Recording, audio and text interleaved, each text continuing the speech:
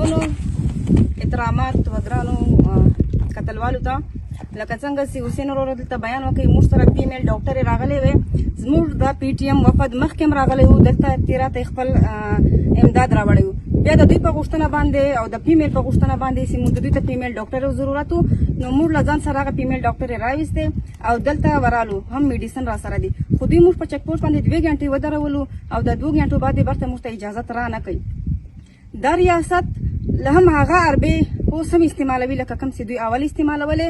او هم هغه چې نه دوی خپل دوی ته کار کوي خدمت ورته کوي نه هلته په د پوره تیره کې یو هم هاسپیټل نشته او نه د فیمیلو ته څه انتظامات شته بیا که پی ټي ایم په دا سخت وخت کې د خپل ولس خدمت کوي د هغه نه هم دوی انکاري دي او هغه هم پرې نږدې چې سامان هم ټول وکتي چیکینګ هم ټول وکړي وایي هم کتي چې هېڅ داسې شی نشته او ورته هم دا ولي چې فیمیل ته روان وي فیمیل ډاکټر را سره دي کور په کور باندې به ورسي د هغو څه ضرورتونه دي څه بیمارۍ دي هغه به دوی ته ټریټمنټ لپاره دا فیمیل بیایو خو موږ ته اجازت را نه کوي او موږ دغه ځای نه برته را واپس کړو او موږ د دې اوس برته روان یو فیمیل ډاکټر را سره دي مننه بسم الله الرحمن الرحیم ټولو لیدونکو ته سلامونه ملګریو دا وخت موږ موجود یو په سرحدي چیک پوسټ باندې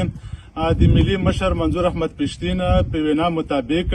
که څنګه مخکې ورځو کې موږ د تیرا متاثرینو سره امدادي پیکیجونه هلته رسولي وو هر قسمه مرسته مسره کړې وي دا غینه بعد د ایغو ولسو په وختونه باندې د موږ سره زنانه ډاکټران راغلي وي میډیسنز هم راخستي وو د تنظیم مشران هم سره راغلي وي نو دا غزې لاتلو صرف او صرف په دغه غرض باندې چې هلته کمې زنانه په کورونو کې بند شوي دي لري هم مرتبه باندې دي هیڅ قسمه غوته سہولیات یا نور څه اکسس نه کیږي نو غو د علاج معالجې لپاره د موږ سره دغه ټیمونه موجود وو د ویانې هر څه مرخصي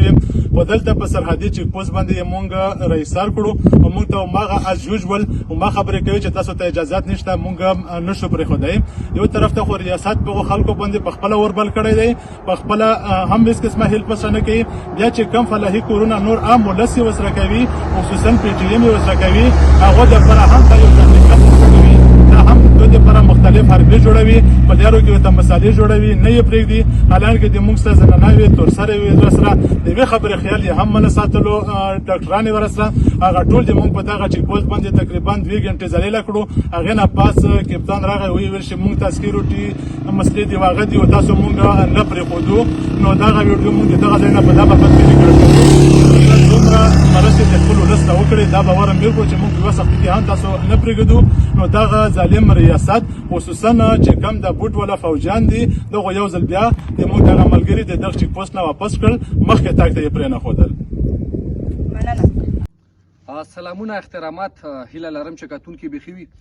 کتونکو لکه څنګه تاسو لا پاته او مخکې ورځ موږ د ملي مشر منظور احمد پښتين سے په امر باندې چې کم د خوراکي مواد خوراکي سامان د تیرا هغه لري پراتو سیمو ته یوړو چې هغه ته د هیڅ رسای نه وشوي او هیڅوک نه وتلی مطلب د ډېر ورځو نه خلک چې وږي وتګي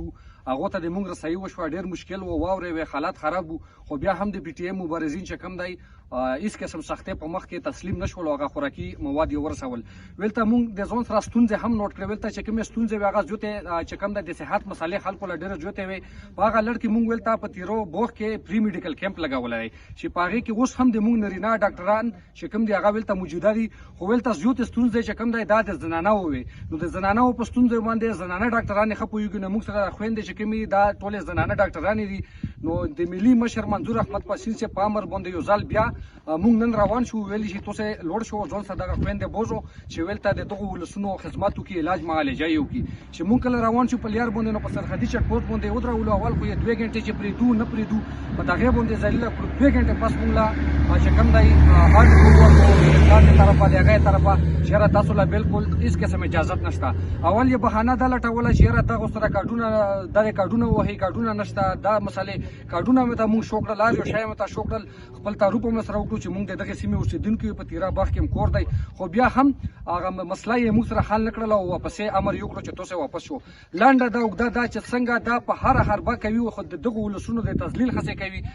کله د اپریشن په نامه کله د اپریشن نه د انکار کېدو په نامه دغه سي دام د دوی یوه هڅه ده چې دو د موږ سره د فیمیل ډاکټرانو ټیم پرې نه خو چې پرېږده دا پښتانه ولسونه دا بریدي ولسونه او دغه ولسونه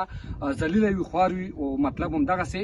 چې کوم دی په اذیت کې وي په تکلیف کې وي نو موږ چې کوم دی د سرختیز چیک پوسټ نه